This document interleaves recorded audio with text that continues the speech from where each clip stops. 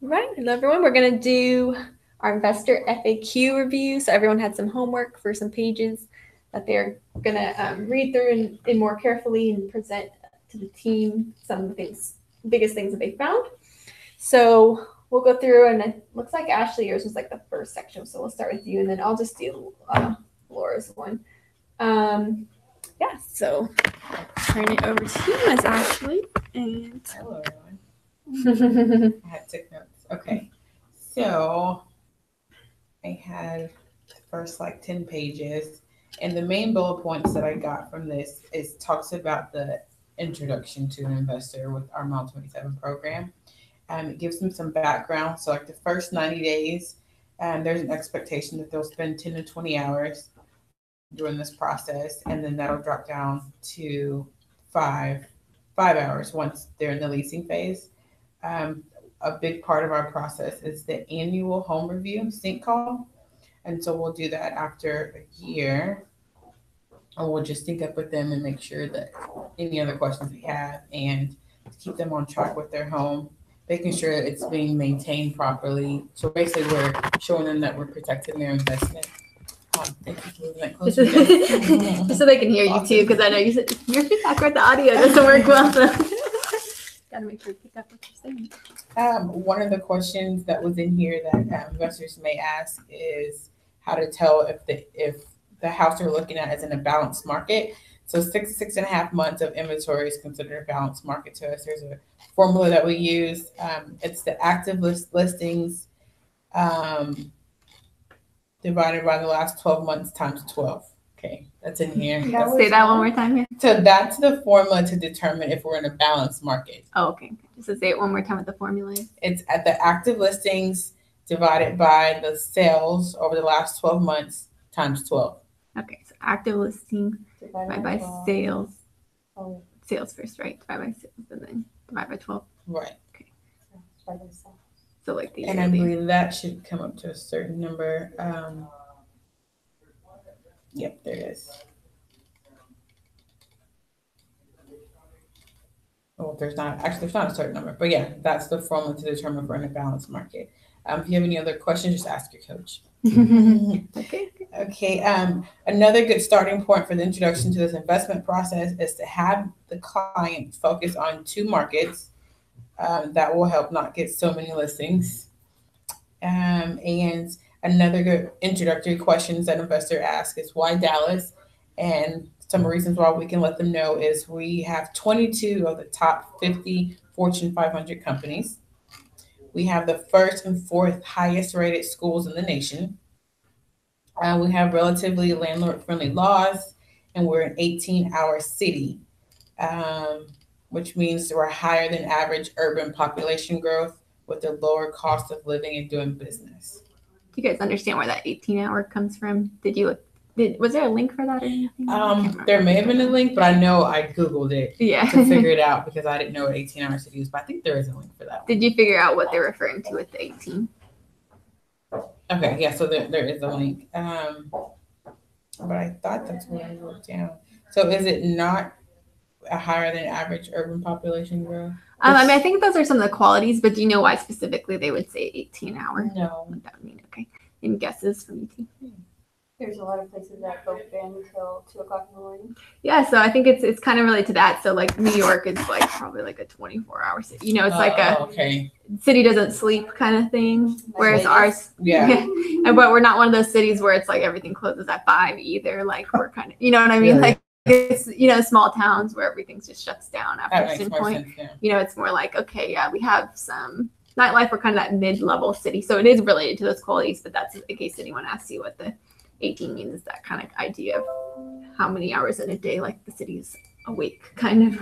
So gotcha. Cool, good. So we're not Vegas, right? No Vegas, no New York. And some other questions that may come up in the introductory process is what's a good age of a home? And we try to focus on homes that are 20 to 25 years old. Also, updates help a home if it's older and in a popular location. Some other common Texas home issues that our clients need to know ahead of time is foundation repairs, which usually range from $6,000 to $7,000. Texas has clay-based soil that expands and contracts. So this will show signs of settlement over time. So these are things that they should know ahead of time. So they're like, whoa, wait a minute. Hail damage is common, roof repairs, but it's covered by your insurance. And let's see. Another good thing about Dallas is the growth. The recent census reports DFW had 500 new people per day. That's a lot. Yeah. So there's lots of families moving here. Another reason why to invest here. And a tip that I found that was important here was watch for USDA communities and those with lots of builders with long build out plans. That's competition if we need to sell. So if an investor gets a home and it's not producing positive cash flow as a lease, they need to sell it. Just be careful if we're looking at new construction homes because we'll be in competition. And then also USDA communities. I didn't write this down, but I think I remember something about there's not going to be a lot of equity in that community because there's no down payment needed. So that can hurt like appreciation or something. Yeah, so if you guys think about like what you guys are familiar with USDA loans, right? Okay, so with like the zero down payments, a lot of people are going to take advantage of that. A lot of people move there because of that opportunity. But what happens when the economy starts to sink a little bit? What do you guys think happens with those people? Nobody's gonna move out there. Like nobody's gonna look. Maybe that's part of it. Yeah, and if it's not as high demand. But what else will happen with the people that are already there? Foreclosure. So yeah, if they get in any kind of tough situation, if the economy turns, people start losing their jobs. They're not refinancing. And so if you have money in the house, it's easier to sell, right? Because you can, like, even if you don't get as much money as you would have because you have to sell in a bad economy, you're still not going to be in the negative, but they might be in the negative. So they don't really have like a choice to sell because they would have to bring money to the table. And if they didn't have any money back then, chances are they might not have the money now. And so, you see how that could happen. And then how would that affect everyone else? Because even if you're not that person that has to foreclose, what does that do? Bring down property prices. Right. Like so if there's all these foreclosures in the area. Because like when you start selling, it's going to reduce the value of your house. Yeah. As soon as they'll start selling. Yeah. So it can affect everybody. So it's not to, scare you guys with those areas. I think what the section you're looking at, we're kind of talking about like pros and cons of like, so that's why we talk about like emerging areas having risk. And so those are like some of those emerging areas because they're kind of more in the country on the outskirts. And like Ashley was saying with the building happening too, like there's just a lot going on there. So there's still question marks where we know Plano is like pretty built out and we kind of know the consistency and the popularity, whereas like a ton of building happens if they overbuild and then they make, too many houses and the demand starts to drop, that can have an effect. So that's the risk of the emerging market, but then you don't have the risk as much with the repairs usually because it's newer homes. So it's kind of those trade-offs. So when people ask us about the age of home, what is like the 2-word answer you guys could, what's the first thing you say? Should I get an old home or a newer home? What's better? What's your risk tolerance? Yeah, so it depends, right? It depends. It's kind of like the go-to in a lot of this investor stuff, right? Because nothing's really like 100% clear cut. It's kind of like it depends. You want to spend on the front end or the what back is end? your risk? Yeah. What is your risk tolerance for those things? Which option scares you more? How long are you holding the property? Things like that. That makes sense. And because the repairs, the immediate risk is like you have to put cash. You have to have it like right then and there. The other one is more like you just got to be able to like survive. But if you have to cover the mortgage for a couple months, that's immediate cash kind of too. So there's kind of pros and cons there, but that helped with great, Ashley. Did you have more? Or was that your section? Okay, good job. And then with some of the stats she's listing off, like if you guys to go through and like kind of memorize some of those, and obviously those can change over time, but hopefully for the next couple of years, like some of those recent ones, kind of get those in your head, because then when you're like doing tours with investors or talking with them about different markets, if you lay out those stats, they're gonna have a lot more confidence in what you're saying. They feel like, oh yeah, Frisco's great or Plano's great, or you know what I mean? Because if you do that, then they're like, oh, they actually know some data. And all of our investors, they're all Google people, and they're all very like data driven and stuff like that. So they're not just going to be based off emotions. So if you guys kind of get some of those sunk into your mind, and remember, like look over those links, because it might be helpful to come back and like grab those for different scenarios if they're asking those follow-up questions about markets. That can be handy resources. Started just like pinning data to my walls in my office. There you go. Yeah. Yeah. It's just like, if you need something, it's like, there it is. You go see Ian, he's like, I'm serious. I just started doing it. I had time, so I cleaned up my desk and all the old paperwork. Shredded 2 bags full of just closing disclosures. So I just started pinning information like Cool. checklists for investors, Cool. Yeah. Just kind of get some of those key so I facts can and then remember them. okay. Yeah. do we have anything on the drive that has specifics or data about each market? Like about Frisco and Plano that we'll memorize? Let me think what we have. I think the easiest way would be pull some of those market reports from RPR. Yeah. And review some of those. What's that face mean? Did you see what I got into? She's like, lenders? she saw the RPR report as like a negative kind of. Well, yeah. Well, I mean, but you can read them yourself and just pull some stats that you think are helpful, and you can always use those stats to. Yeah, that's true because it talked all about the jobs and unemployment. I'm not sure if it talks about companies and schools, but it should. I mean, in a way to where it talks about industries. I know for sure. I don't know if it would companies, but I'll play around with it. But yeah, I don't know that we have anything because that kind of stuff changes too. But see if that article on the for Frisco with those or with those where it said all those companies moving to Dallas. See if there's an article linked to that. I don't remember in the FAQ, or if not, you can just Google that big companies in Dallas, and because we'll list those off a lot. We're like Toyota's moving here, State Farm's moving here. So even if you just have a handful, obviously you don't have to memorize all 20, but if you have a handful of big names that you can kind of drop, then they're gonna be like, oh, I know Toyota. Yes, that. Yes. I'll start here. I told them memorize that thing. That's if you can, because there is a ridiculous amount of good data in there. This is. And actually, I did have Carrie upload the last one, but it could let me see. Let me find where she put that one. Also helpful is if you have lenders and title companies sending you market reports, just kind of peruse those.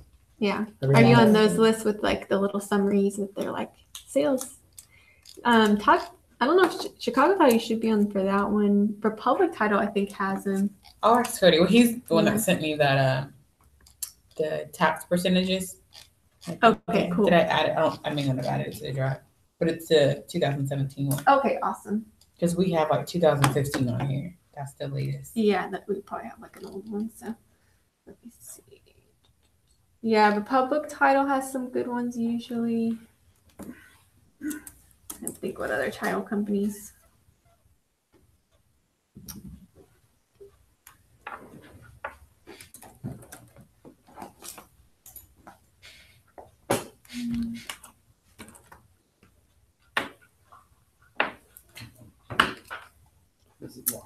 I went off the top of my email, but if you get on some of the title company email lists, they'll have some stats too. It's mostly recent data of it's not so much the bigger picture of companies, but it's this is how many sales compared to last year and in this month and things like that, or compared to last month, those kind of stats. So those are good ones to just kind of keep yourself aware of the trends. But yeah, the RPR report, just reading them yourself and kind of pulling out some data from there. Those are really good ones. And when you do those community projects, that'll help you learn about the different cities. So you can always, even if you don't want to do a full project on a certain area, if you're okay, my investors tend to these 5 big markets, let me at least get a few pieces of data on each of those 5 that I can kind of rattle off, even if I don't do the full project right away. RPR is what? It's on your MLS. Yeah. So go to the links. We talked about a lot, so I'm trying to go over all of it today, but you can always. Okay. Should be getting emails too, the CCAR tends to send out. I think they're the ones sending out RPR training, either that or TAR, but one of our bigger associations there's webinars and things you can take on it. But those market reports are gold. Jeez, I didn't know GameStop was a Fortune 500 company. Huh. This is what, I don't know if you're pulled on, but I do for all my investors' homes. Depending for every city, but it tells you so much information on the median home price. It's just a bunch of stuff. It's a lot of pages. It'll tell you how many people have gone to college, graduated. Just From that report. Mhm. Oh, cool. Yeah.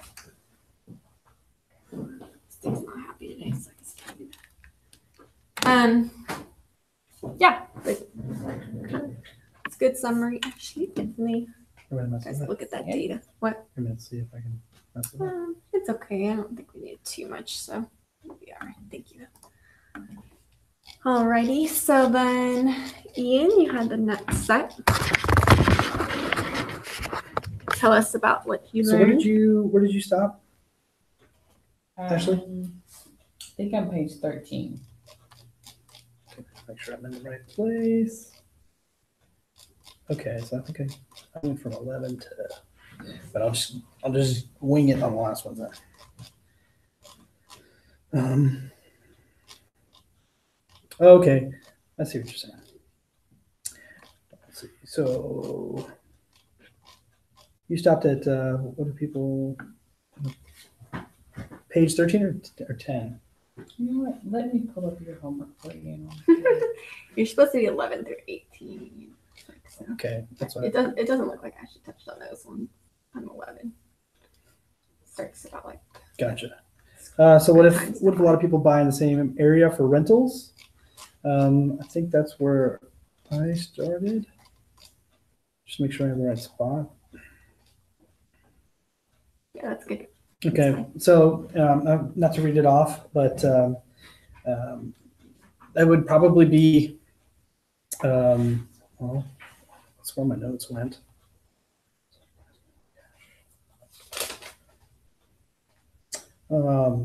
So you always have an influx of people moving.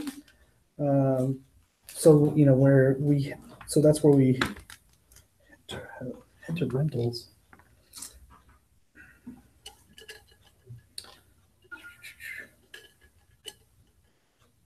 Well, yeah, okay. So like the main point was like the first paragraph, where of course supply and demand can have an impact on rental prices like anything else. It's not uncommon for certain areas to have a lot of rentals. Don't read it to us, Ian. What did you learn? What did I learn? Okay, so what I learned is that in emerging markets, you know, it's basically what your risk tolerance. So, you know, if you have established markets, it's probably it's better known, like those are going to be good rental areas, say like Frisco, Plano, you know, some of the ones that are moving up that list is kind of like Carrollton, Richardson, something that's north, say 635, you know, from McKinney all the way over to Denton. What we're kind of telling our clients is a good area, is established markets with good schools. So that's what I kind of learned from. A lot of people are going to buy in those areas because those are the areas that people want to move to with schools that are good. Okay, but this one's asking, what if a lot of people buy in the same area for rentals? Is that a problem? I didn't think that was a problem. Okay, and why? Why would you tell an investor why they don't think that's something to be concerned about?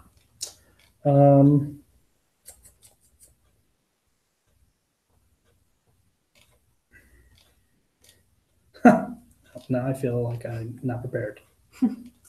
Okay, well, something to go back and look into. Anyone want to help them out? Anything you guys remember from FAQ?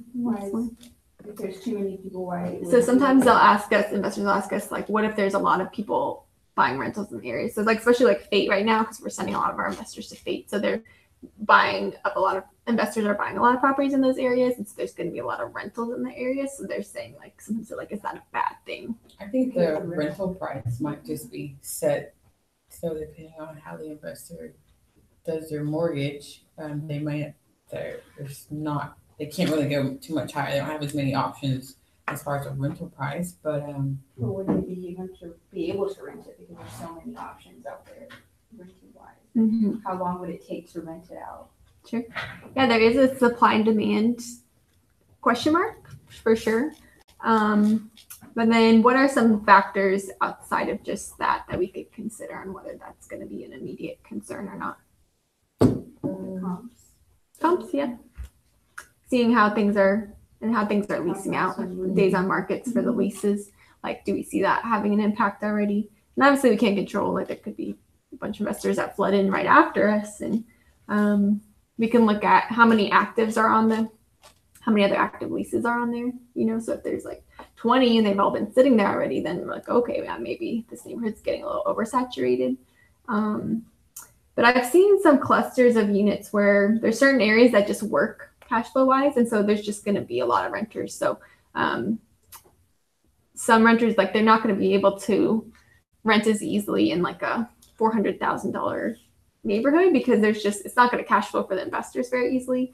Most people buy. So it's like, they're not going to get into those neighborhoods. So they're probably going to end up all in the same neighborhoods that tend to work. So like there's an area of central Plano that I found like there's like a ton of rentals, but it seems to do okay because people want to be there. So if there's demand for the area in general, then sometimes there are those clusters, but it's like that's where a lot of the renters are. And then the other areas nearby are more, you know, owned by owners or whatever, personal property. So yeah, so there is that supply and demand, but kind of when you were talking about all the people flooding in, so like just looking at that bigger picture too, like how many people are coming in, like they're going to need somewhere to live, and a lot of people relocating means they're going to need rentals. A lot of people are going to want to rent first and figure out where they want to be.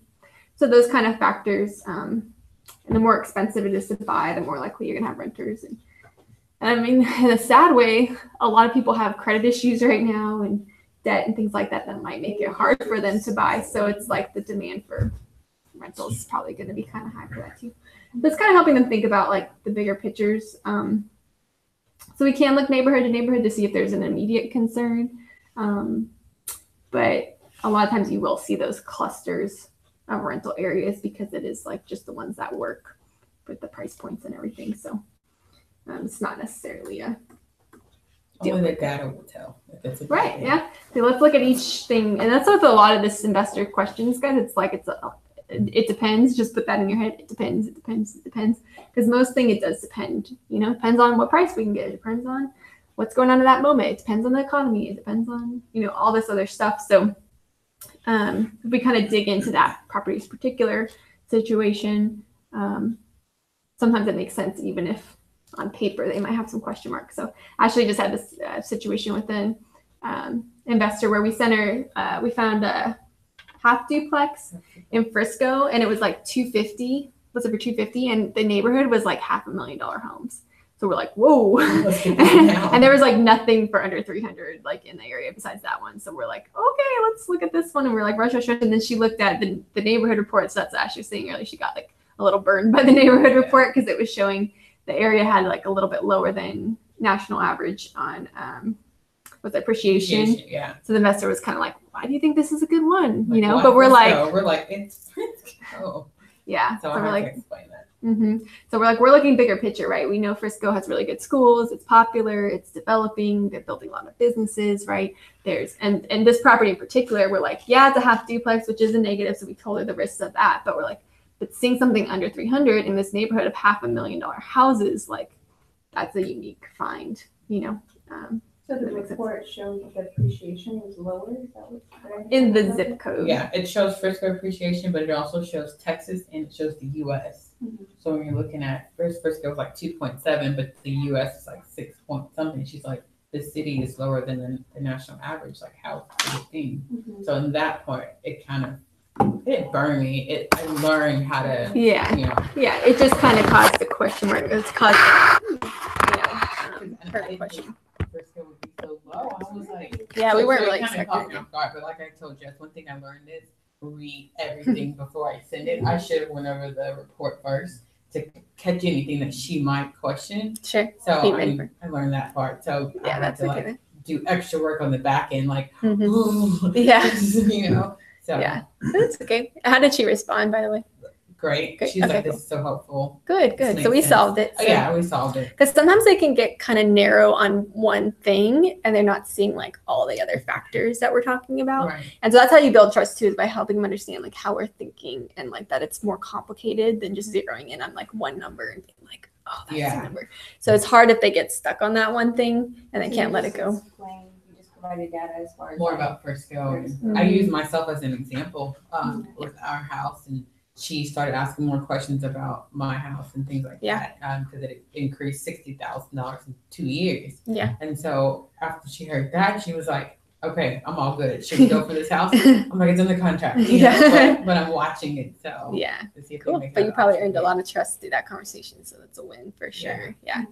So that's why, and I sent you guys that email as kind of inspiration from Ashley's situation of like, when you guys are sending them stuff, like house, like, and I know it's hard, you guys are still trying to figure out what all those things are, but as you're doing it, challenge yourself to be like, what are the things I can bullet point for them to help them understand why?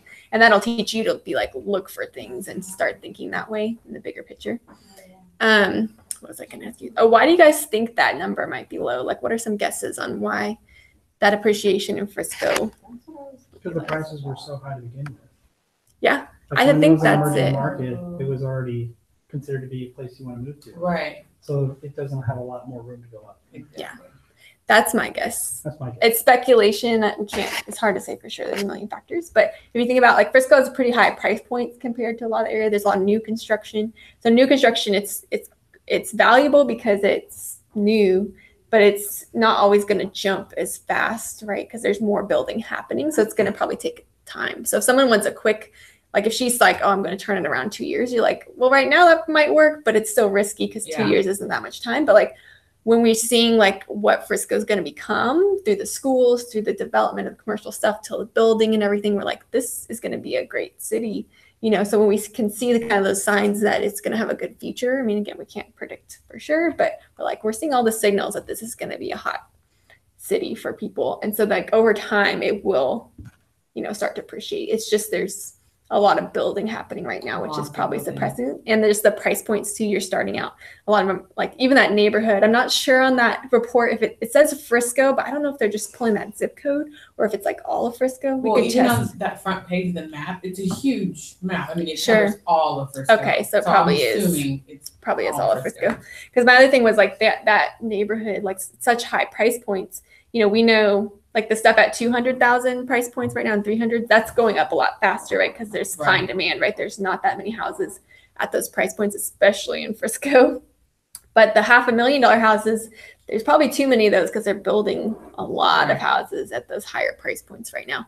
So those ones are probably appreciating slower because they're fighting with the new construction. You know, and over time, if Frisco keeps growing, that might start to even out a little and the demand might go back up. But I could see, I was like, that neighborhood, I was like, I wouldn't buy one of those $500,000 houses probably, you know, as an investment. But at 200,000, like that one is probably going to shoot up faster than the overall Frisco because it's 250 in a $500,000. Yeah. Plus just we were looking at the comps and we're like, we think there's probably 20-30K of instant equity. So it's like, that's a win right off the bat. It doesn't matter if it doesn't shoot up in the next couple of years. So you guys kind of see how to think about that? Yeah. So that was a good one. Cool. Okay. So, tangent, but I thought that was a good example. And that's why if you guys kind of start thinking about all these different factors, how you're going to piece it together, why you think certain areas are good. Okay, so the next one would be when it's a good time to buy. For an investor, it would probably be opposite of the market cycle for regular buyers and sellers, which means September through December, the off months. Because, I mean, you're always looking to get a deal, and that's when people are that don't need to sell or that need to sell or selling. Cool. So there might be some way to make a deal in those months. Okay. Let's see. How do we determine the schools? Wait, no, the next one was. Yeah. How to determine which schools are best? Well, I mean, you can go with any number of different websites. We use the TEA. We can pull reports, like specific reports. There's also the other ones. So what are the pros and cons of some of the different options?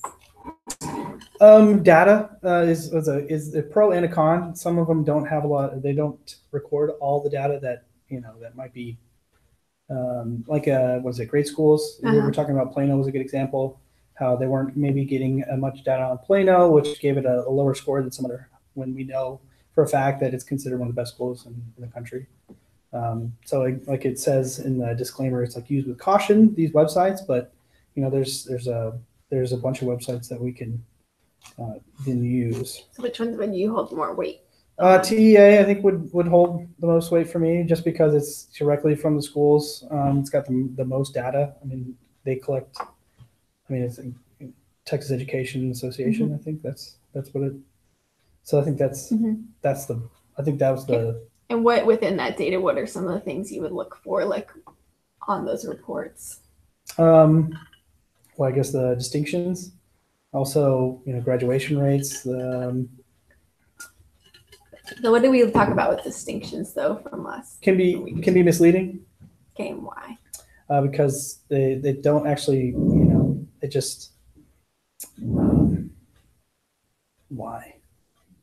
Because it doesn't give you all the data. It just adds a star if they make a certain level, which most. So the reason on that one, guys, do you guys know? Have you guys pulled those TEA reports? Okay, so those distinctions, they used to. I think they changed the format, but they used to give it like stars. So it looked like it was like a 5-star school, but it was really just how many distinctions they got. The distinctions, they group schools based on like similarity, and so they make these little subclusters, and then whichever one's the best out of that group gets a distinction. So you could have like, say it's like all the Plano schools are grouped together.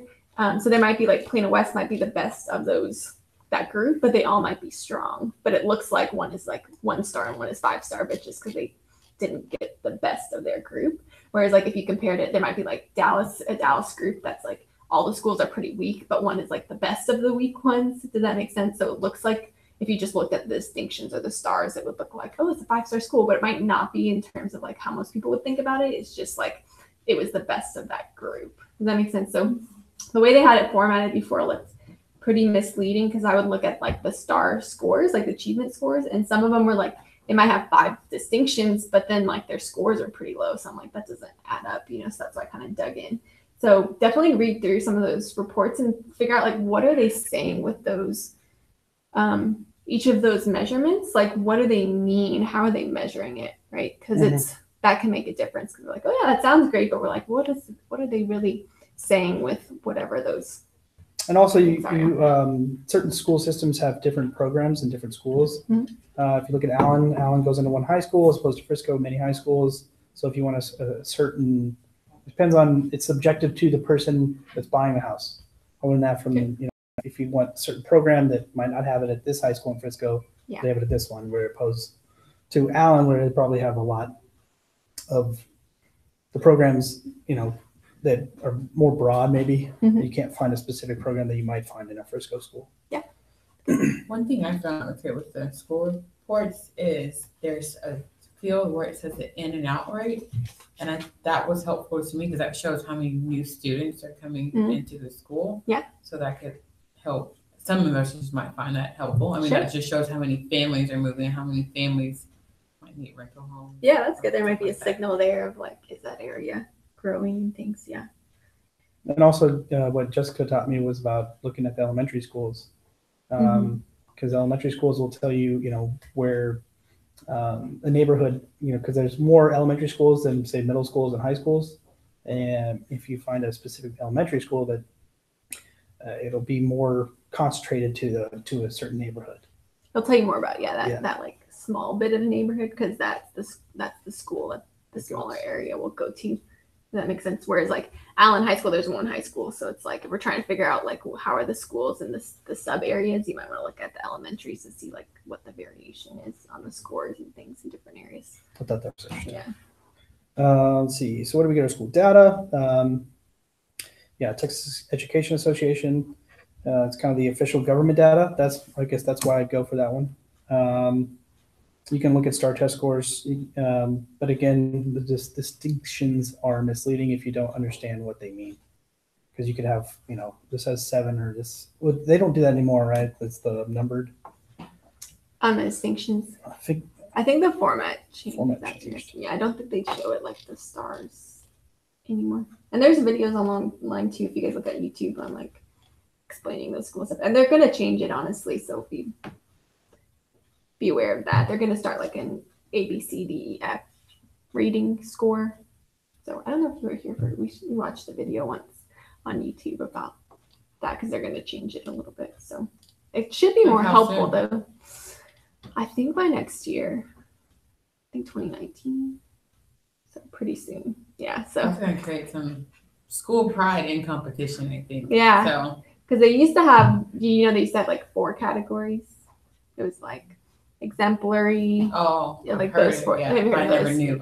Yeah. So there were 4, and then they just did 2, which is like met standard, didn't meet standard. So that really doesn't help us very much, you know, and like kind of seeing those gradations because like most of the schools were like met standards, like pass fail kind of thing. How far over the met standard did you make? Yeah, if it doesn't meet standard, it's like really bad because most of them do. Yeah, but it doesn't tell you in between. So the A through F should, you know, help you get a sense of where it falls in the map. Cool. All right, what else? So do I need to wait until the market is down before I buy rental properties? I ran into this situation myself. You know, it depends on your time value of money.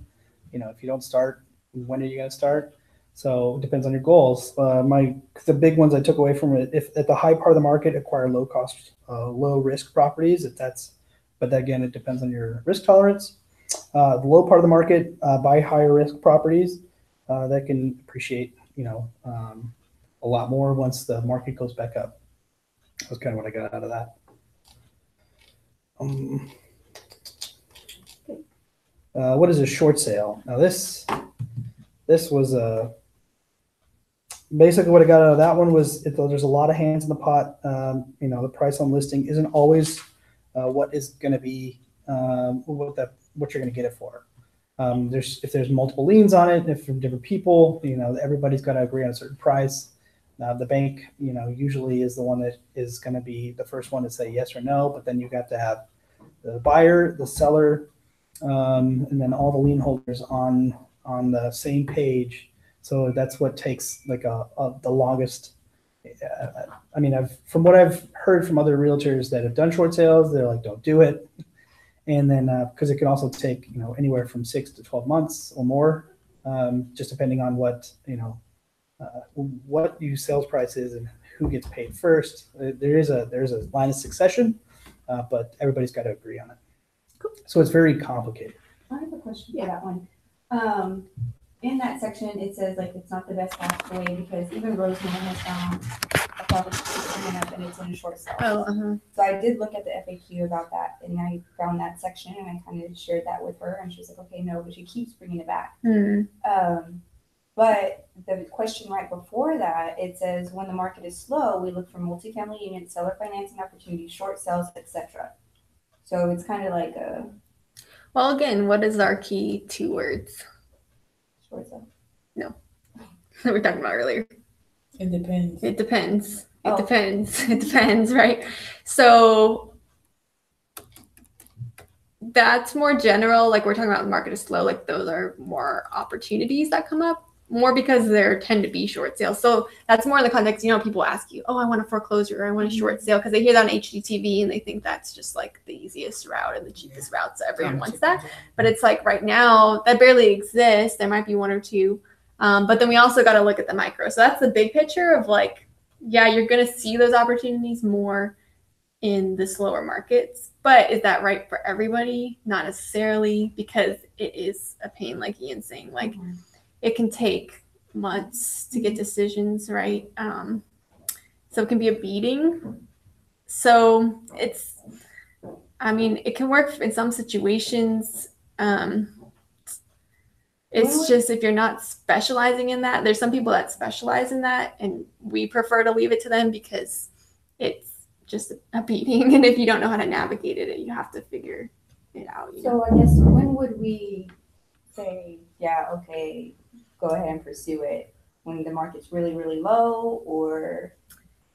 Again, it depends, because like mostly for us, at least where we're at right now, like I would say if that's really if she really wants to go after that property, like let's look at it with Heather when Heather gets back and see like maybe we can connect her and pass it off to somebody that has an expertise in that if that's really the one she wants to go to. But I would say we could do our due diligence with it to see like does this even look like it's worth all the hassle that we know it's going to be, and help her realize like, are you once, and it could turn out that no, you don't get the house after all, like, and then now you haven't bought something this whole time because you've been waiting on that one property, you know. And if she's like, yes, this is the only one I've seen, okay, like let's walk it, let's figure out if there's any other deal breakers, because we might find like, oh, there's some other deal breakers we get in the house that we're like, it's not going to work anyway, so let's move on. If she really psychologically just needs to rule it out, maybe we explore it a little more.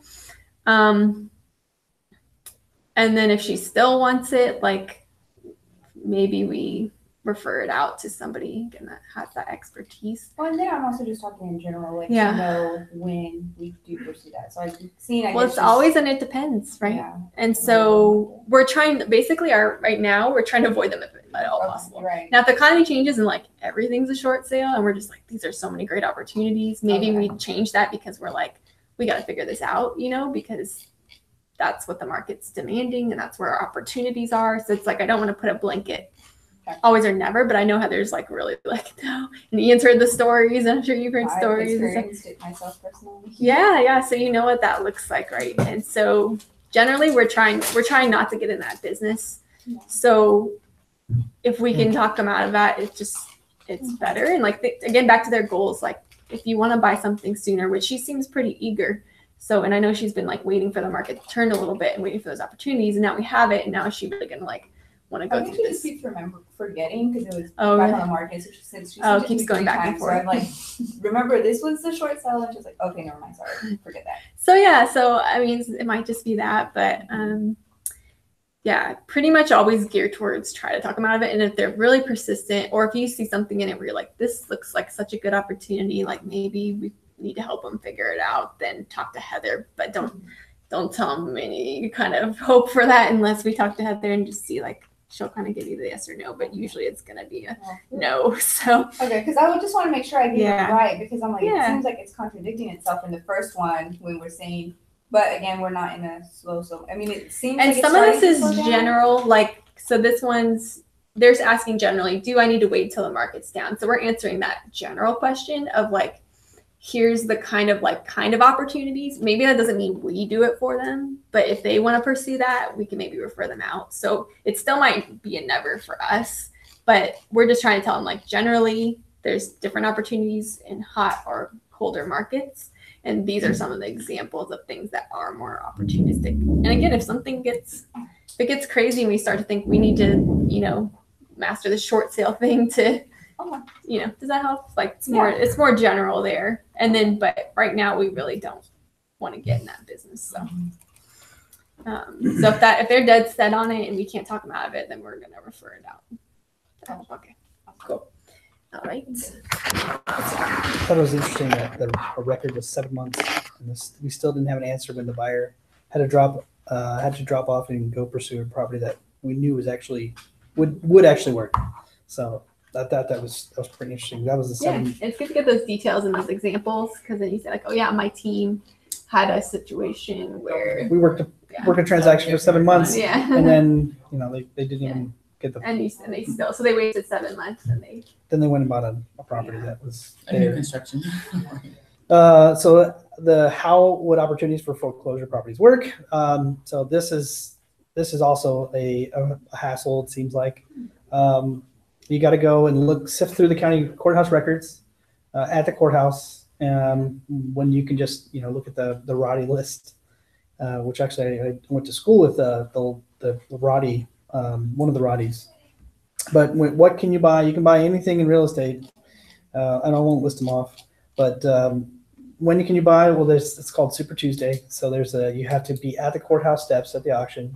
You know, if you go through the list of properties that you want to buy, you can walk it if you know what you're getting into. But it's a niche market, so you know that's kind of one of the things we do is refer out to other clients, or I'm sorry, other brokers that actually.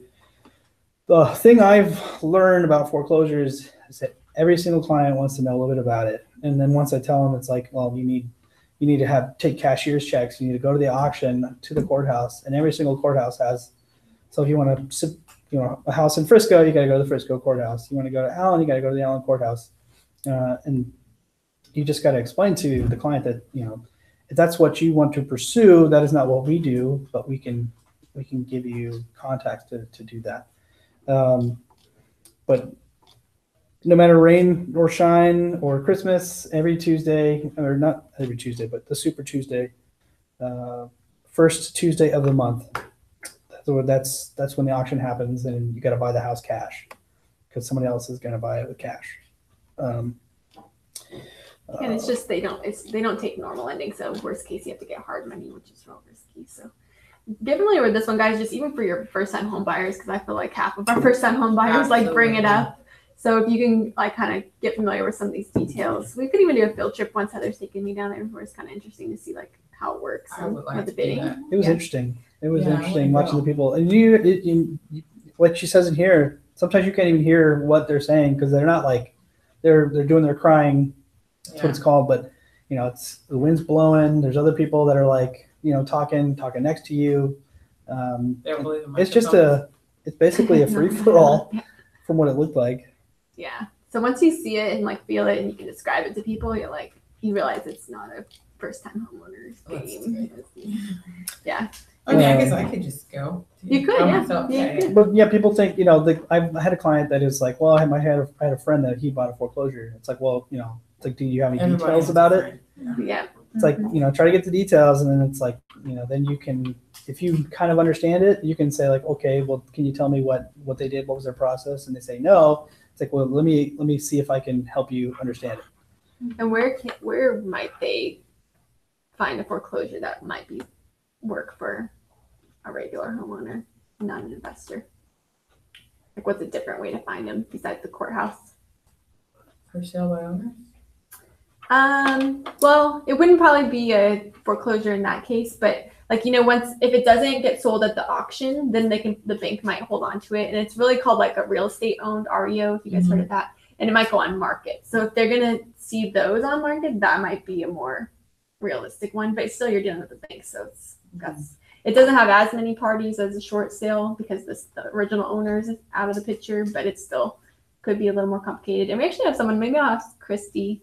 We have a friend that's a broker that's like her main thing is REOs. So we can kind of learn about that. So but right now, what kind of economy are we in? Sellers. Well, what economy? Oh, coming out of a recession? Well, we're way out of it by now. We're kind of an expansionary market, right? Yeah, expansionary. Way. No idea. So expansionary market versus recessionary. So, the recession was 2009 when everything was like tanking. People didn't have jobs. There were foreclosures left and right. Right now, we're kind of on the big upswing, right? And I think we're kind of maybe towards the tip. Who knows? But we're definitely on the uphill, right? Everything's expanding and people are moving in and prices are going up like crazy. So you're not going to see as many foreclosures, right? Because everyone has jobs and, you're just not going to see as many of those. And then the ones that are making it are going to auction because we have all these investors like are real excited about the expansionary market. So they're all sitting there buying them up. So you're not going to see that as much, but that's one of those ones when it shifts back, if we have like another recession of any sort, if more people start foreclosing and there's people that don't have as much money, the investors aren't going to the auctions as much, you might see them come back on market. And so then that might be opportunities. It's still risky because a bank doesn't know as much about the house as the owner, and people can do weird things when they get foreclosed on. They like put cement in the toilets, do crazy stuff, but it's just a little bit more of the normal process. Yeah. So there's risk. So you can tell some stories like that too. I mean, we don't know what they did to the house. Yeah. People get mad. Well, of course, when they get foreclosed, they get bitter. It's just not always, but sometimes they do bad things to the house because they're like, well, screw you guys. I'm going to sabotage this on our way out. It's like you don't get to like take backsies.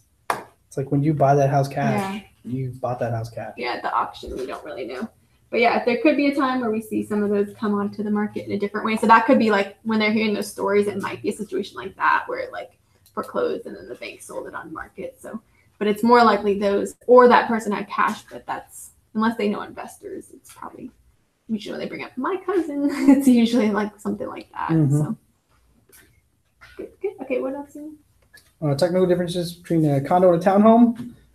Condo, I mean, it's just really simple, I think. Condo is everything inside of the sheetrock is yours.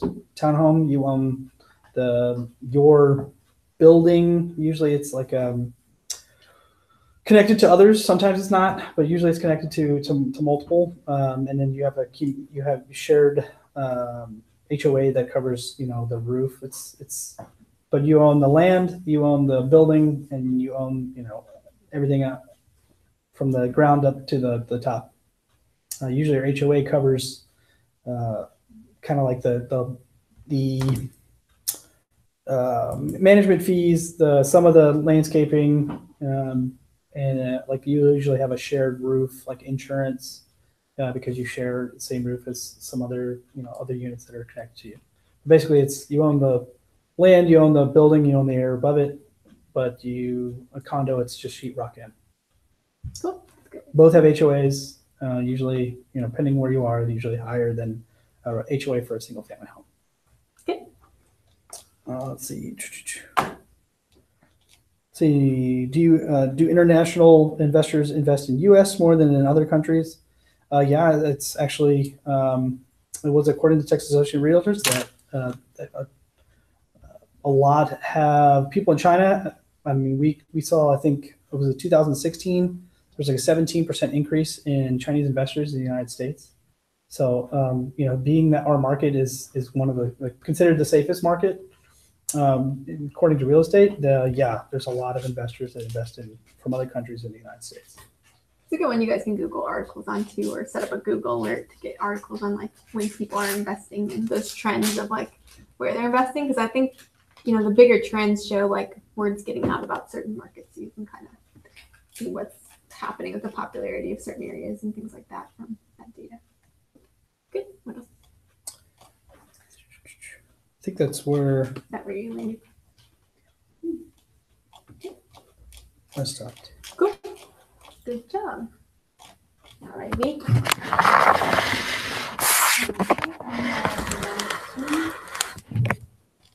Speak up because the computer's a little far from me. The audio. Do I have 18 or 19? I think I have 19. 19 through 20. So this one is pretty easy. It's a lot about what we already know, but it just explains more about mile 27 in the process. But the one before that was talking about the average cost of repairs for rental properties. It aligns more with it depends. It's really hard to do an accurate cost, but it does share the link to the super inspector pamphlet that they passed out that has all the average cost of repairs. And so I always keep that in my bag so that way I can have in hand. And then after that, it just goes into the mile 27 process. It explains what we do as coaches for them. It just explains like we're the planners, we organize everything, we make sure that we partner them with lenders and tax attorneys, and just like we're gonna walk them through the whole process and everything like that. And then what is the mile 27 investor program process? Again, it just gives them the steps of we do the phone call, the banks, the orientation, of course the pre-approval, depending if they're going to get a loan or not. If they're doing cash, of course we'd skip that, but and then just consulting and searching, analyzing, picking the properties, and then once we go under contract, it explains like make the offer for them, go walk through the option period with them, do the inspection, appraisal, and insurance and closing. And then we also transition them to the property management. So if they decide to hire a property manager, we'll refer them to a property management and then do the transition into that. And lease, and then also just even the aftercare, doing the pillars, doing the annual anniversary smart check-ins and things like that with them. And then if they buy more, we just do the same thing.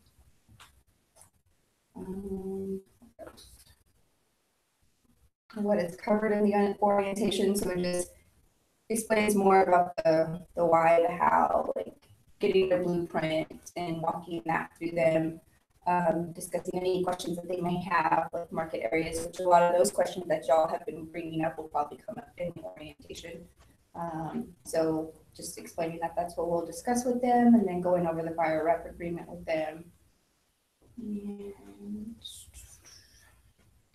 And then just some general questions that they may have, like, why is Mile 2017 heavily involved in the screening properties that I select? This helps explain it so in a way where we sound professional, but I mean, it just lets them know, like, we are their, you know, we're their coaches, so we're here. So because if they're out of state, like, we can be their eyes, their ears, their senses for them. And so we also know the area, we're experts in the area, so we can always give them that advice as well. So the Siberia plan, explaining what that is, and that's just basically if they are out of state, we call it Siberia plan, and they just basically want us to do everything for them. And there were some general questions that were outside of that, but can we just throw out a bunch of lowball offers and see what sticks? Like, I had this question not even with an investor, but just with the regular first-time home buyers. Like, they just think if we just put all these offers on the table, like, can we just do that? And it's just riskier because what if a couple of them go under contract? So then trying to get out of those. And so it just gives a really good explanation as far as, like, what is the explanation? Give us the explanation. What would you tell a buyer? Well, that is just really riskier. There are some people that do that, but we like to focus on one property to be able to analyze it thoroughly and make sure that we focus on, like, the repairs that need to be done and the cost and things like that. So it just allows us to just focus on one instead of having to scramble and get all the information for all these different properties. Okay. Protects our brain. Mm-hmm. What did you say? I would say protects our brain, keeps us a good name to sellers. Yeah, that's another one important too, right? It helps us if we're the ones always lowballing and just offering crazy offers, and we get that reputation. Like, it's gonna be harder for us to win deals if we're just unreasonable all the time. Yeah. Excuse me. Oh, this was a different question. What day does the seller review offers in the week? I didn't realize they ever asked that. I've never heard that. I think, we've gotten it a few times from the California investors. Not from investors, but just from previous clients. Yeah. Sometimes they just don't know the process, or it's different in different states. So especially with investors, like, they might be coming from a state where things are just kind of done differently. So, or even submarkets, certain submarkets of California might do things a little differently. Yeah, I was like, that's weird. But it's like, if we put, because I put offers in like on a Friday or a Saturday, and I'm like, but listen, they have an open house on Sunday. They're not going to review these offers until after their open house. So that kind of just made my client like, don't keep looking for an email, like, calm down. You didn't get it, but they'll probably review it on Monday or Tuesday. Yeah, so I've had some of them be like, is there like a certain day, like when, like if something goes on market, are they, and to Ashley's point, sometimes they do, like, we can guess, like, if they put it, if we can tell they're being strategic, they put it like right before the weekend and they're having an open house, then probably, if we're expecting multiple offers on it, like, probably they're not going to look at it until Monday. But I think some of the California people also think, like, sometimes they might just be like, only this day we're accepting offers kind of thing too. I've gotten them asking it in that kind of way. So that's why I would have this answer. But what else would you say besides what Ashley mentioned there? I would just say it depends. There you go. Absolutely. But because of the market and where it's at right now, multiple offer situations, there's typically a deadline that they typically give us to submit the offer, and then they'll let us know, like, send out a blast, like, okay, send your best and final seller to make a decision this date and time. And so that's usually what I go to. Yeah.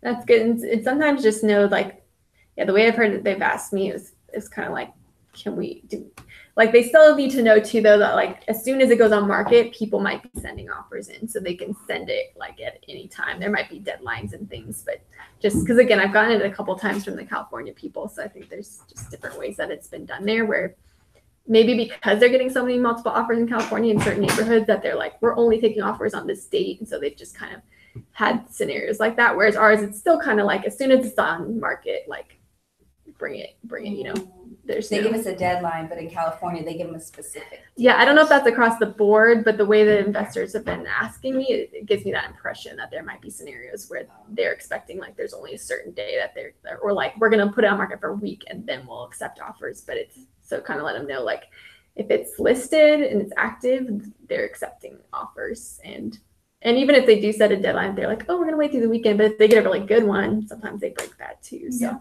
just to kind of let them know in case they ask that. Again, it is kind of a weird question, but I've gotten it a couple times from California people. Interesting.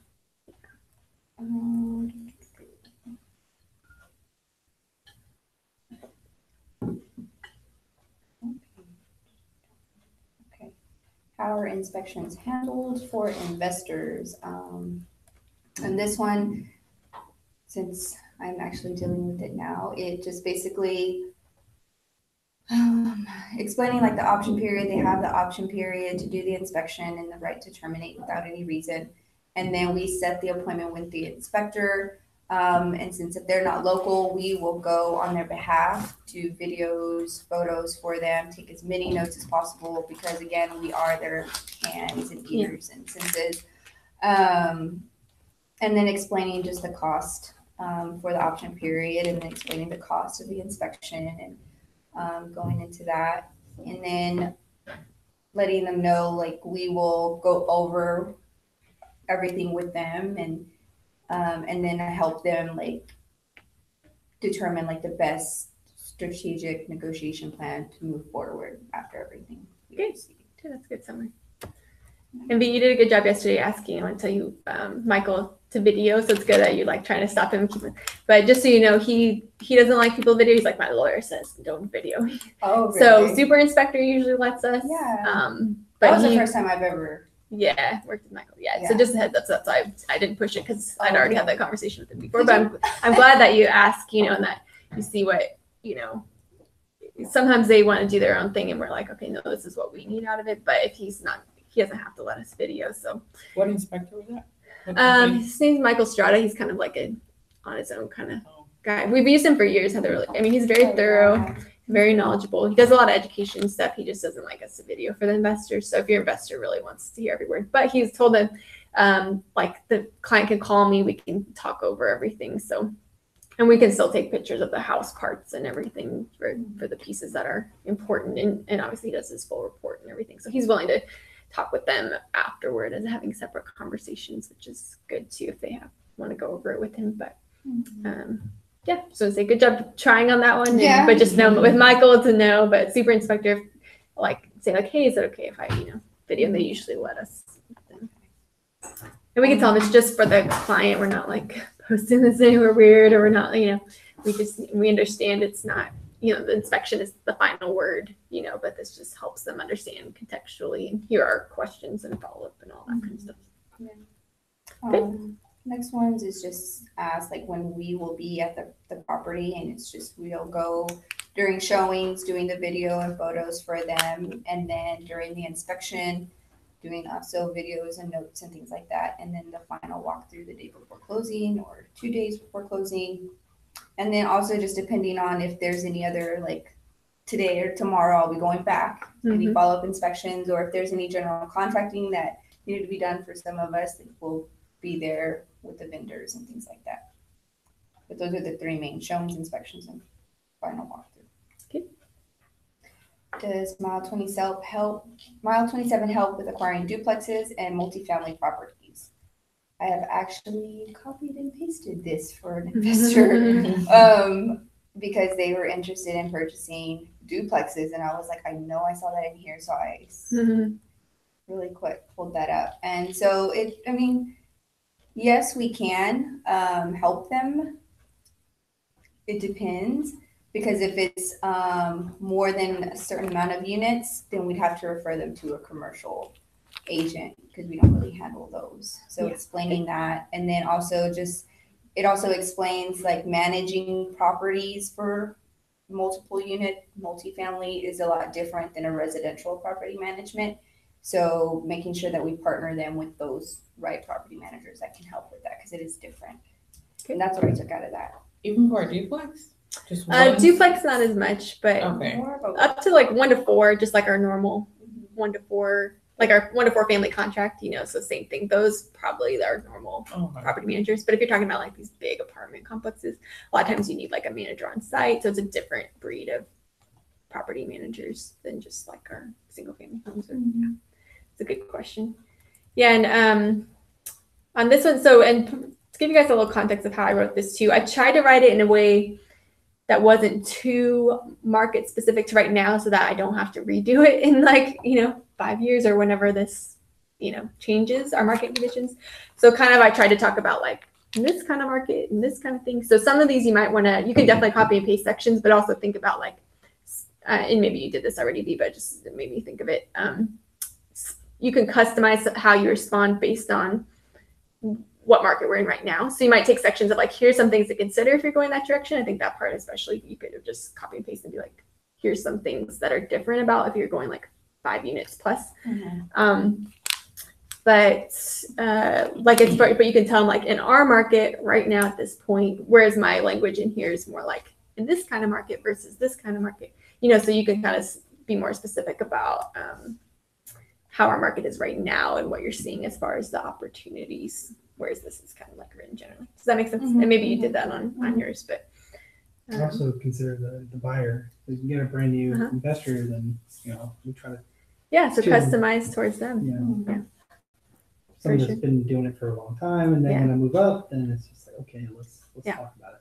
Yeah, that's good. And say, based on what you told me with X, Y, and Z, I would have concern about you going that direction because blah, blah, blah, you know, so you can kind of tweak it too. Yeah, cool. It depends.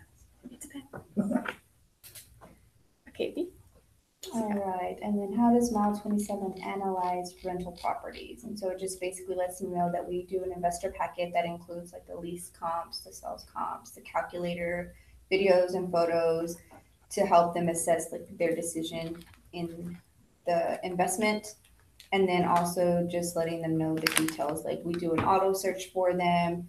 We'll, whatever they heart as far as like the properties wise, we'll take those and then we'll pull up the investment package. And then it just lists everything out that's in the package. And then just the steps as far as we also rule out like if there's if it's backed up into multiple streets and things like that, just ruling those out. And then once we have all that information, we'll give it to them so that they can make their decision on walking the property as well. Yeah. Cool. Okay, you guys want to take a break? Yes. Okay. Come back on 12:30. Yes. You're welcome.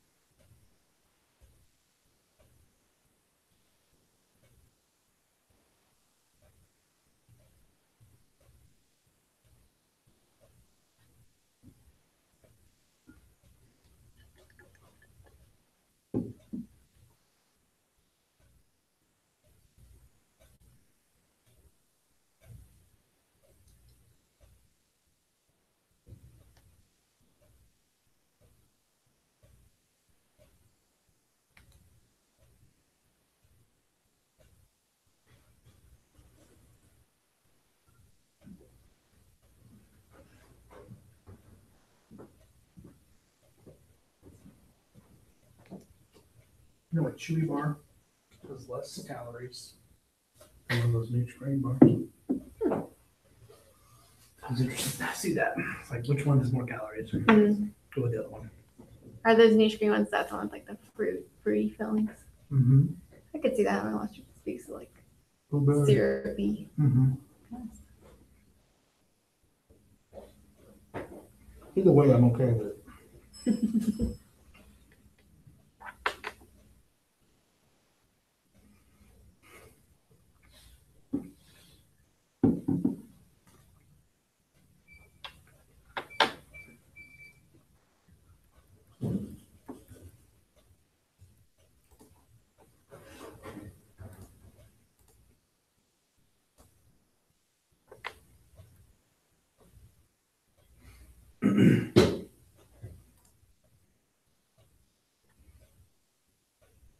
How many tabs can you have open on yours?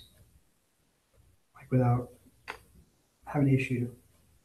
Quite a few on this one. That's actually why I got this one instead of we were working on Chromebooks and they kept crashing because I had even as much 7 or so tabs, it would crash. Oh, I'm getting with this. Mine doesn't crash with all that. It might slow down a little bit. Sometimes that's the internet too, but I can do like 20 probably. Really? Lucky.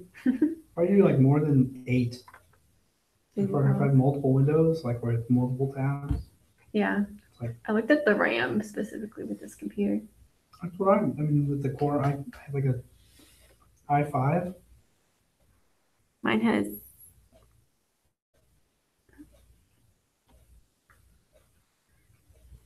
8 gigabytes. That's the. What does your left side say? Core i5 7th gen. Is that the same as this? Oh, I don't know what gen mine is. It says i5. I don't know. I thought that would. 3.1 gigahertz. And then memory, I think this is the RAM memory, right? 8 gigabytes. 8 gigs of RAM. Yeah. I think that's what helps. How much does yours have? I think it says 8. I mean, when I bought it, I was like, yeah, this is going to be quick, you know. And like more and more, just like, come on, why does it just stops and then it's like not responding? Is your hard drive pretty full? I mean, it's got 500 gigs. I don't actually, let me see what the system says. Although mine's pretty full, it still doesn't give me that problem. So I need to clear mine out because it was syncing to the internet. So I had like all that stuff is basically taking up my drive. But I'm like nervous about deleting it to make sure it doesn't sync back to our internet and start deleting things. After it gets back, gotta make sure she backs up the whole internet and then I can delete it.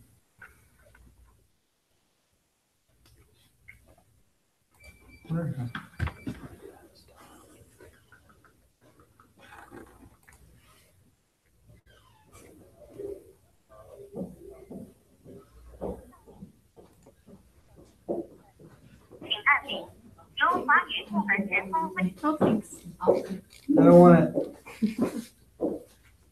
Who is that? Jake. That super friendly guy. Yeah. Jake, I know his name. He works with Keith. I don't know if you met Keith yet. No. Oh. You just said the super. He's all Kevin? Super friendly. You mean Kevin? No. Oh, Kevin. Yeah, he works with Kevin. Oh, I know. He's so nice. Yeah, like, wow. So pleasant. Yeah. I'm like, you're my hero, Jay. I want to be like you. So are we watching our videos? Yeah, I'm going to try to get to him. So I'll do my Oh, last okay. section and then we'll try to get to him. Okay, so how do I just estimate appreciation for different cities?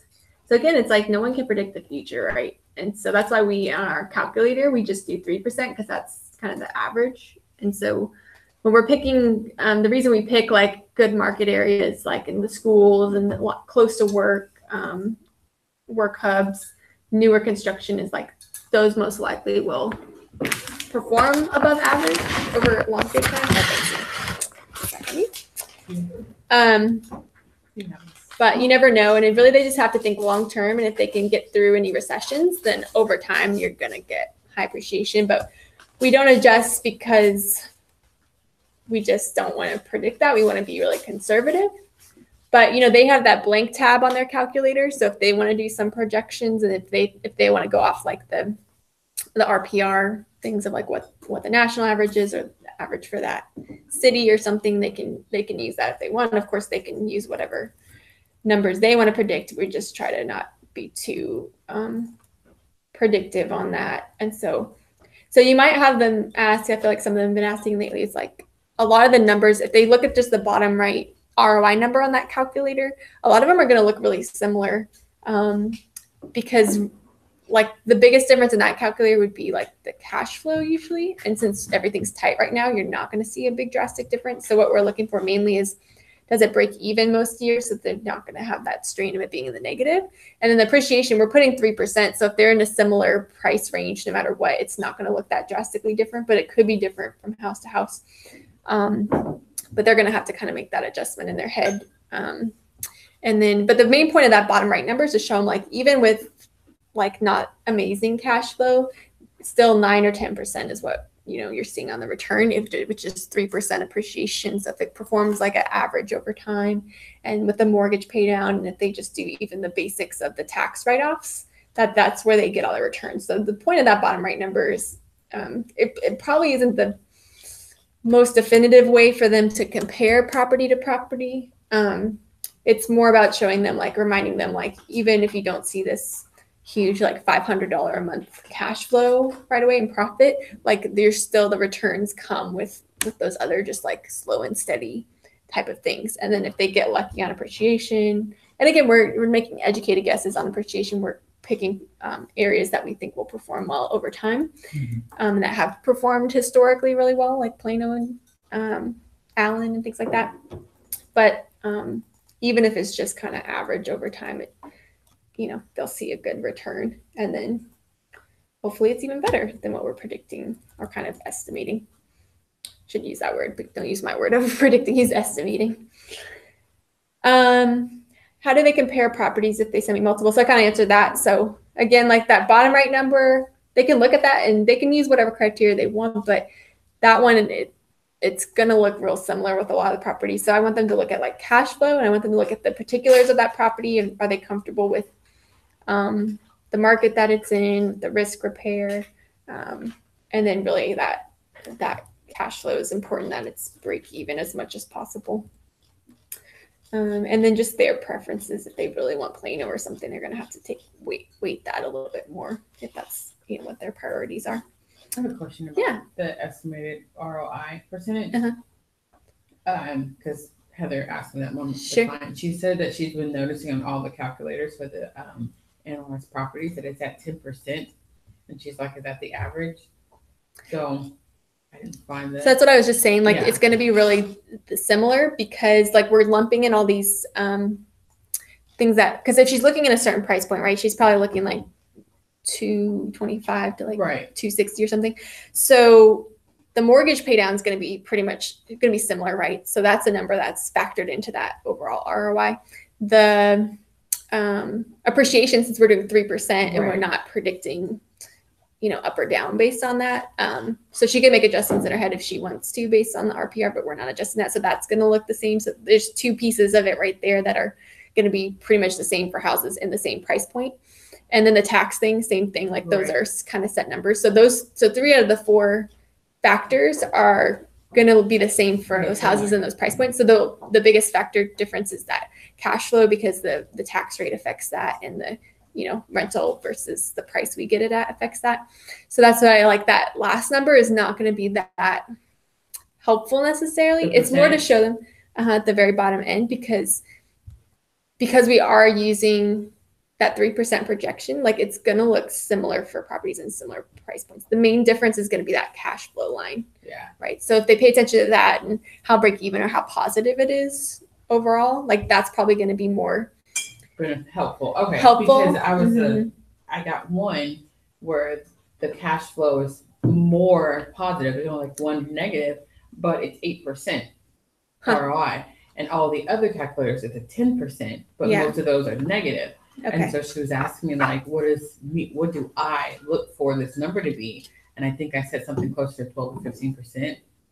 Oh, that number? Yeah. I don't think we're going to see that. Yeah. Well, I guess I'll make up for that. You'll have to undo that somehow. Yeah, I'll work that out. But so I just saw this. This says 8%, which is lower, but this has the best cash flow. Huh. So dig into that a little more and see if you can figure out why, because it'll be a good exercise anyway for you to figure out how it's working. And it could be a matter of check too, like are the other calculators, is that the updated one where this is the updated one? So it could be that too.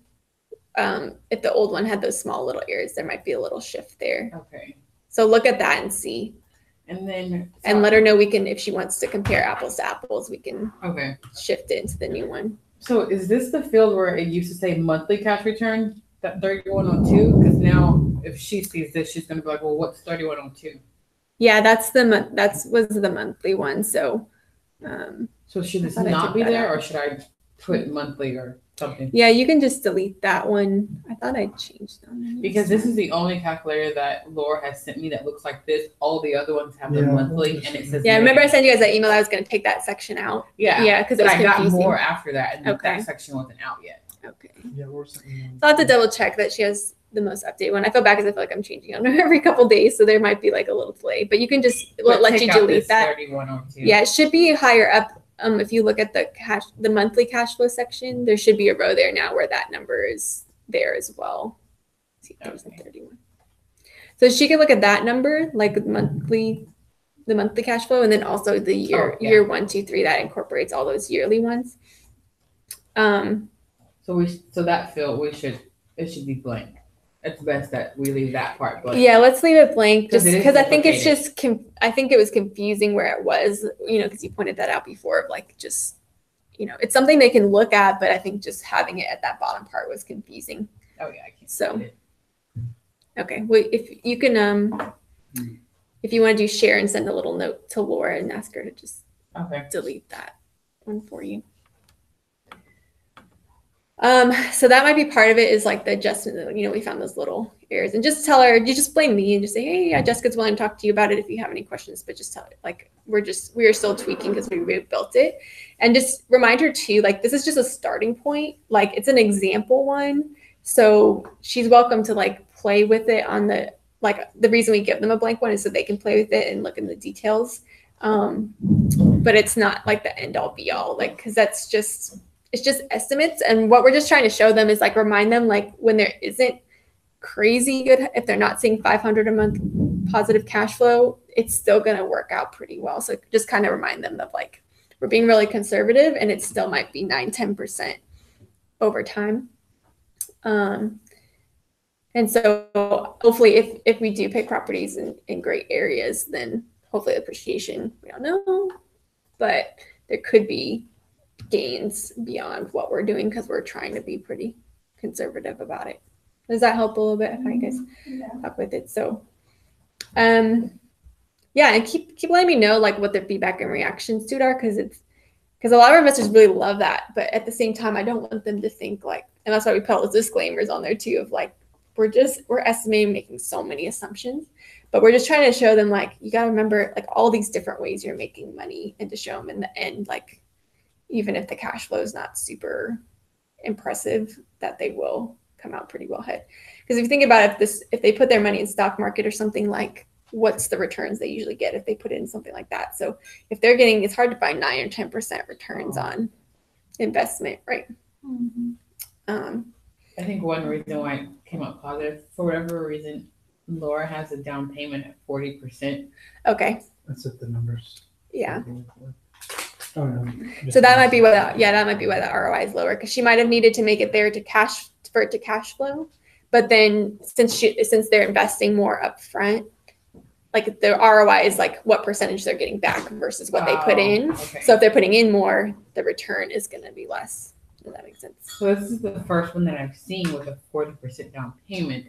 Is this what Laura will do to make it cash flow versus what they're actually asking to put down, which is 25%? Well, so she's going to is she putting a note or anything when she's sending it to you? Mm-mm. Okay. I'll remind her This to is put the a first note. one too that's like this. She sent me others, but yeah, because she wants you to see what's possible, because if they want to be in a certain area, then they might have to put more.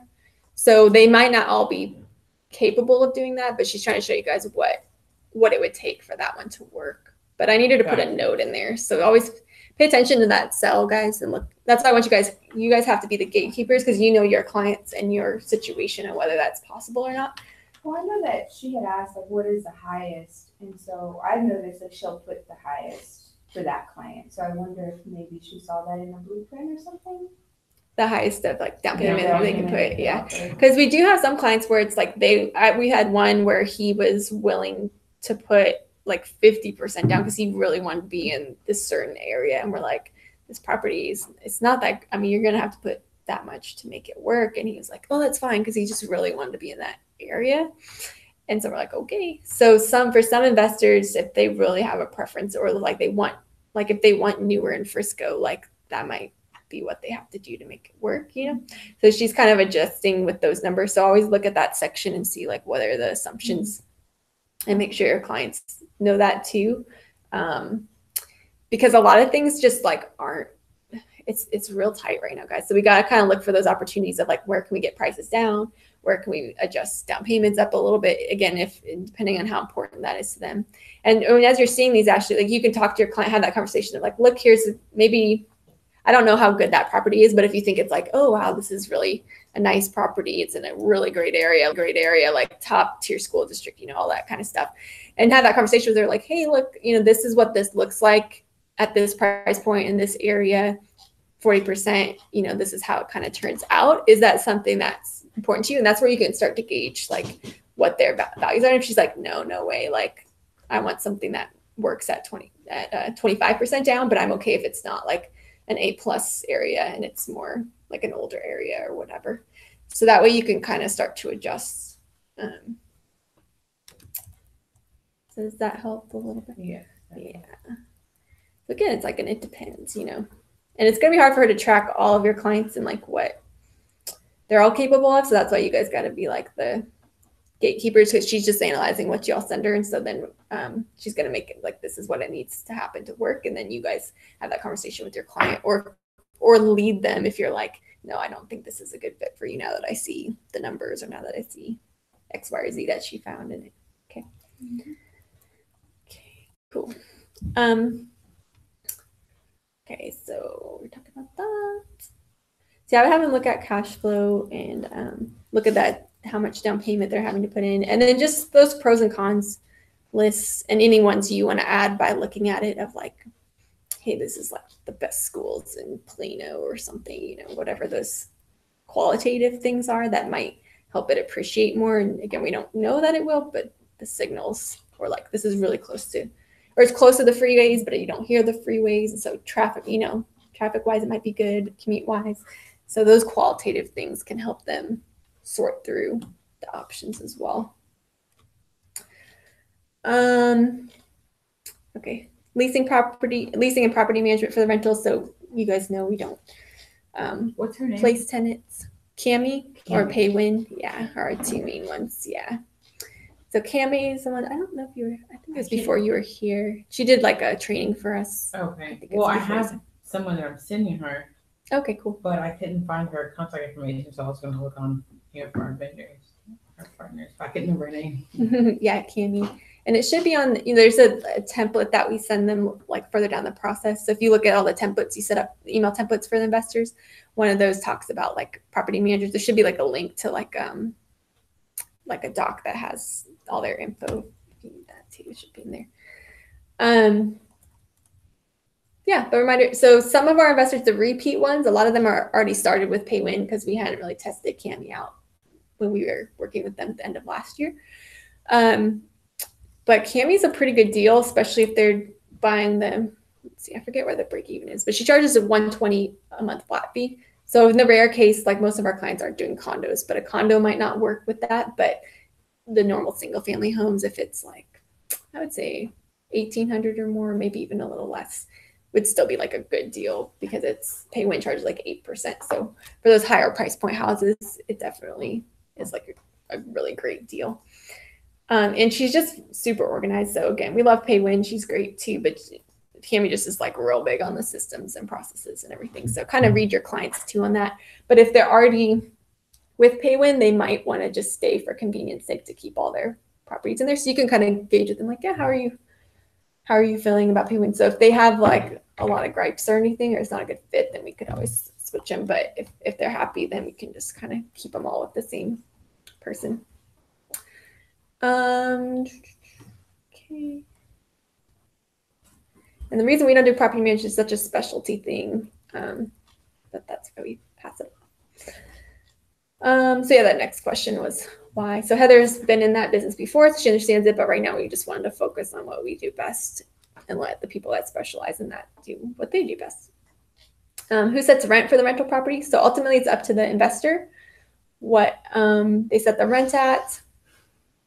But we'll give them advice, obviously when we're doing our analysis, that should be a guide for them with those leasing comps. And as we get closer and we relook at comps and see what, we found out about the house as we went, we can kind of make a recommendation there after we've seen it in person and everything. And then we just really highly recommend that they don't try to like overdo it. They can start a little higher. They don't have to start at our worst case scenario number necessarily.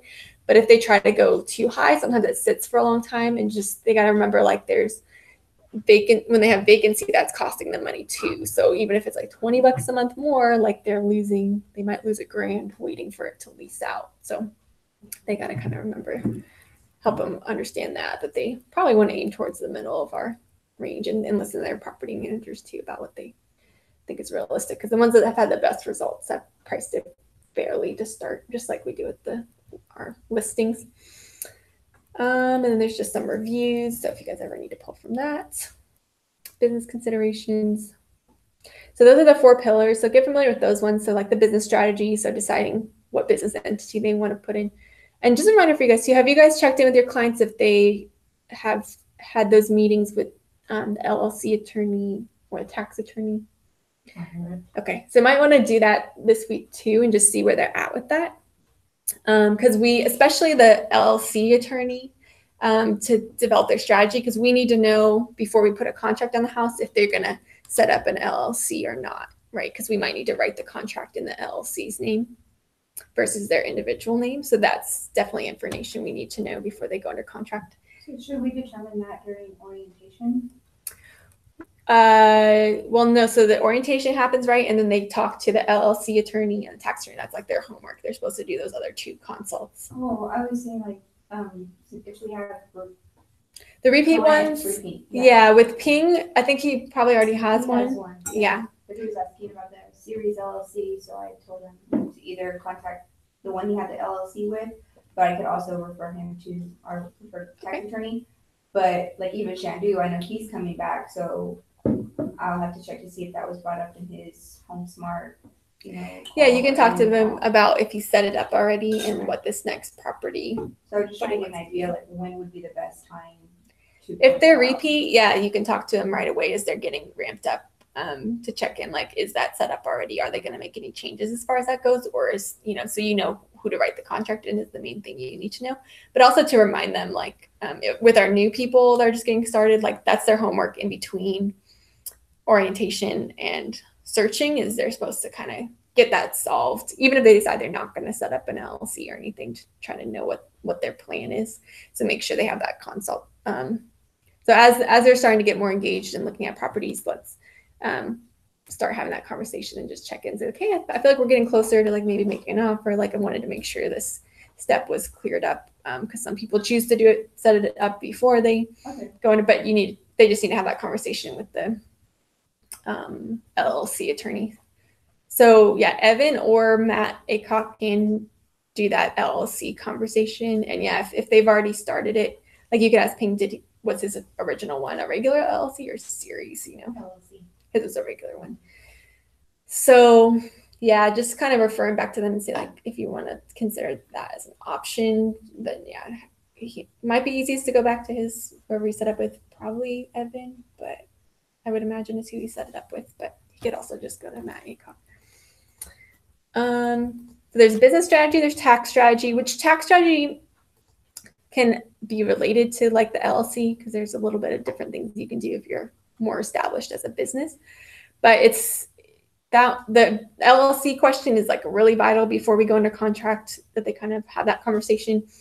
Tax one could be, most of that could be done on the back end because they just need to know what they're prepared for, but it's better if they do that earlier too and get an idea of like, what do I need to track to get the most out of my tax benefits.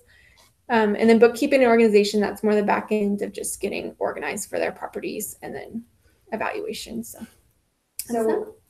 you're saying like the first two, we can probably do it in the beginning or before the end, or but the LLC needs to have that conversation, needs to happen before they go under contract. But I was just trying to think of the 4 foundation pillars. It's usually a quarterly call, right? For clients that we've already had in our portfolio. If we want to make sure like we set tasks and insightly every 3 months, this is something that we try to help them with. Is that correct? We haven't gotten to we have emails that go out, and so you could absolutely call them every quarter and check in on that. So the emails will kind of remind them where they're supposed to be at with that. It wouldn't hurt to call them if you want to. I think that's a great service, but we haven't really like formalized that yet because we're still, this is round 1, guys. Version 2, round 1 of how we're implementing all of this. So yeah, you absolutely could. Yeah. And Heather was just trying to make it manageable of like, you don't like really, they should work on all this stuff. The sooner the better. But yeah, she kind of broke it down of like, if you can only do one thing at a time, LLC is first, then tax strategy, then get yourself organized. Okay. That kind of thing. Yeah. Good question. Series LLC versus LLC. There's a whole doc on that, so I won't go into it right now, but you guys can ask me if you have questions. But generally, we just want to tell them there's just different options that they want to consider. They should talk to that person. And then why should they talk to a tax attorney? Because they're just more experienced and they know all the laws and loopholes, whereas the CPAs tend to be a little more by the book. Let me follow the rules that the IRS wants me to follow, which obviously we're not breaking the law with that, but there's like, the IRS is like, we encourage it this way, and CPAs will kind of usually tend to encourage you to do what the IRS wants, whereas the attorneys are like, where's our loopholes, that kind of perspective. How do property taxes work in Texas? I think you guys probably know that by now. I won't go into a lot of detail, but there's the schedule there, which is good to kind of try to memorize those months of when things happen if you don't know it already. So we'll get a lot of questions of that usually later on once they have the properties. And then the insurance payments, a lot of them are escrowing, so that's the easiest way. So same thing with other clients. Okay. All right. Good job, guys. All right. Oh, let me see. I need this to work if we're gonna watch videos. Let's stop this.